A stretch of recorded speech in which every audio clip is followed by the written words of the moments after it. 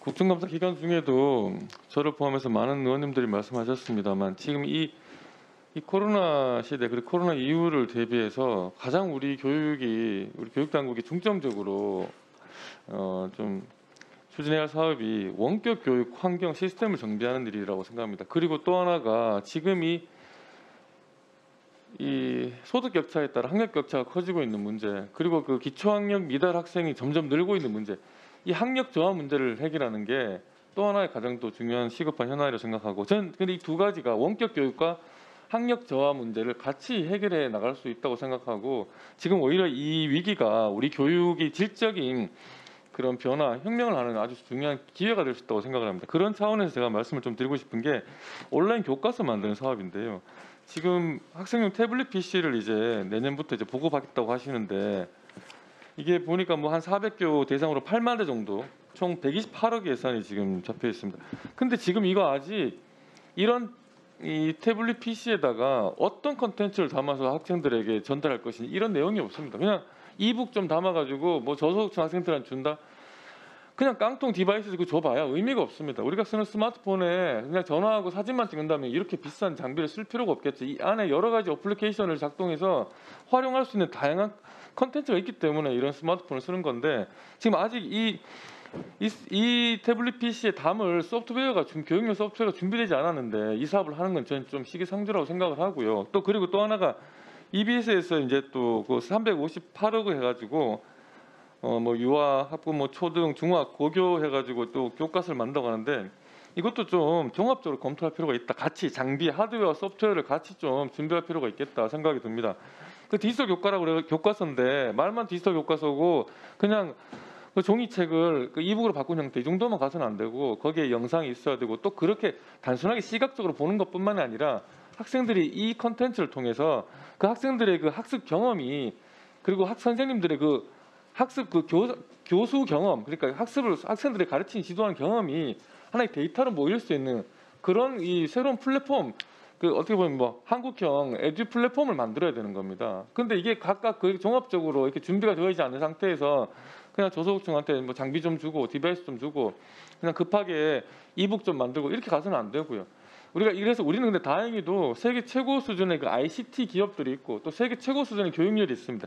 이런 걸 결합을 해가지고 민간의 이 기술과 창의력, 그리고 에듀테크 기업들도 지금 많이 있습니다. 이런 에듀테크 기업들을, 그리고 학부모, 교사, 그리고 학생들도 참여해야 됩니다. 이 과정에서. 왜냐하면 사실 요즘 돌만 지나도 애들이 유튜브에서 광고 그만 보기를 누릅니다. 그 애들이. 그래가지고 자기가 원하는 컨텐츠를 찾아보거든요. 우리 학생들이 새롭게 만드는 이런 교육 플랫폼의 그 사용자 환경을 어떻게 생각하는지도 같이 참여하게 하고, 그렇게 해서 진짜 하나 새로운 전 세계에 없는 그런 교육 플랫폼을 우리가 만들어 보자 그런 말씀드리는 거고요. 그렇게 해서 내년에 준비하고 후내년에 시범 사업하고 그 다음에 전면적으로 우리가 초중고 학생이 한 500만 명 좀 넘는데 500만 명이 넘는 학생과 학부모 그리고 또 교사들까지 일거에 이런 플랫폼을 활용하면은 우리가 전 세계 교육 어떻게 생각하면 새로운 교육을 주도할 수 있겠다고 생각을 합니다. 그런 식으로 AI 교육, 에듀테크가 접목이 돼 그 민간이 좀 주도해서 할 수 있도록 그런 우리가 공공이 그 문을 열어주는 좀 그런 일을 기여해야 되지 않나. 이런 좀 사실 128억 이거 돈 버리는 거예요. 그리고 하나 대당 40만 원 정도 수준이라는데 지금 수준으로도 이게 매우 사양이 떨어집니다. 이런 사양 떨어지는 제품 그냥 1년 지나면 그냥 쓰지도 못하고 없어지고 허공에 버리는 거나 마찬가지입니다. 이런 사업 안 했으면 좋겠고요. 지금부터 좀 치밀하게 우리 관은 이게 진짜 공간만 제공하고 민간이 좀 들어와서 할 수 있도록 그런 준비를 좀 하자 그런 말씀드리고요. 답은 한꺼번에 주십시오. 그리고 그린 스마트 스쿨 조성 사업도 마찬가지인데요. 이런 사업 필요하고 노후 학교 개선해야 되는데 학령 인구 감소, 그리고 교사 수급 문제, 그리고 원도심 지역 학교 이제 통합이라든지 문제, 그리고 읍면 단위 지역 학교 문제, 학교 감소 문제, 이런 걸 종합적으로 우리가 어떻게 해결할 것인지, 그 원도심에 있는 학교들은 어떻게 통합하고 읍면 단위 학교들을 어떻게 유지할 것인지, 읍면 단위 학교에 기숙형 학교를 만들고 그 학교에 그 학생 선발권을 줘서 학교를 어떻게 전속시킬 수 있을까, 뭐 그런 고민을 한다든지, 이런 게 종합적으로 계획이 세워진 상태에서 뭐 그린 스마트 스쿨 조성이라든지 학교 환경 개선이라든지 이런 하드웨어 사업이 같이 가야 되는데, 그런 계획이 없이 지금 거의 19조 가까운 돈을 지금 학교 공간 혁신 사업에 그린 스마트 스쿨이라고 해서 지금 추진하는 게 너무 좀 성급하지 않나. 그런 말씀 드리고요. 장관님 한번 답변해 주시기 바랍니다. 예, 많은 사업을 말씀을 해주셨는데 의원님께서 지금 말씀하신 취지와 방향에서 이런 사업들이 진행되고 있다는 말씀을 드리고요. 그 원격 교육과 관련해서는 저희가 공공 LMS 시스템이 내년 2월까지는 그 실시간 쌍방향 수업이 가능할 수 있도록 지금 개발 중이고 11월 말부터는 이제 시범 그 개통에 들어갑니다. 그리고 그것에 따른 학습 격차를 해소하기 위한 여러 가지 방안들은 이미 좀 말씀을 드린 바가 있고 앞서 말씀하신 온라인 콘텐츠 교과서 사업은 이게 내년부터 시범 사업으로 진행되는 겁니다. 그냥 태블릿 PC에 있는 그 서책형 디지털 교과서를 옮기는 게 아니라 그동안에 원격 수업을 통해서 선생님들이 직접 제작했거나 또 여러 가지 그 활용했던 콘텐츠들이 굉장히 다양하게 많이 있습니다.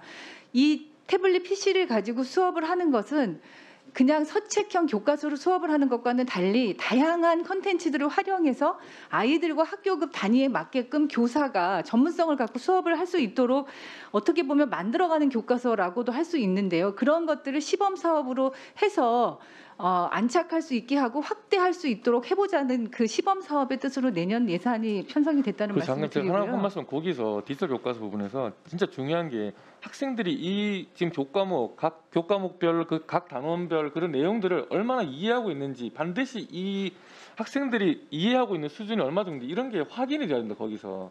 근데 그런 게 확인이 되면은 무슨 학력 평가 이런 거 할 필요도 없어요. 개별적으로 학생들이 어느 정도 수준인지 뭘 이해하고 있는지 뭐가 부족한지 이런 게 그러니까 하나의 학습 경험이 학생과 교사 간의 학습 경험이 다 축적이 돼가지고 그게 빅데이터로 다시 돌아가지고 새롭게 그 뭐 교수 방법을 바꾼다든지 교육 콘텐츠를 바꾼다든지 그럼 또 민간이 그런 정보를 받아가지고 또 새로운 그 뭐 교과서를 만든다든지 할 수 있고 이런 선순환 구조를 좀 만드는 거를 그런 개념 자체가 좀 없는 것 같아요. 제가 봤을 때는 교과서를 디지털로 한다는 거지. 그렇지 않습니다. 제가 말씀드린 이런 개념이 좀 포함되지 않은 것 같아요. 저희가 디지털 교과서 사업은 계속 해왔었는데 이제는 이 코로나19에서 원격 수업의 경험을 통해서 그냥 교과서를 디지털화하는 것이 아니라 지금 온라인 콘텐츠 교과서라고 하는 것은 원격 수업에 사용됐거나 활용됐고 또 직접 교사들이 제작하면서 수업의 교육 과정의 혁신을 가져올 수 있는 그런 내용을 담아서 시범으로 의원님 말씀하신 그런 방향의 어떤 그 다양한 수업 과정들을 할 수 있도록 해보자는 그런 취지로 시작을 하는 것이라는 말씀을 드리고요. 지금 지적하셨던 하나하나의 문제들이 사실은 큰 틀에서는 5년 단위로 그린스마트 미래학교로 구상이 되는 거고 그것은 그냥 노후화된 학교를 시설 개선 사업으로가 아니라 교육과정 운영과 수업의 다양성과 자율성을 담보하면서 어떻게 교육의 전체적인 패러다임을 바꿀 것인가의 고민과 맞닿아 있다는 말씀을 드리고요. 이 부분은 조금 더 자세한 사업 간의 연계와 취지나 방향에 대한 설명이 좀 필요하다고 봅니다. 그 부분은 별도로 좀 설명을 드리겠습니다. 사실 저하고 좀 얘기 좀 할 수 있겠죠.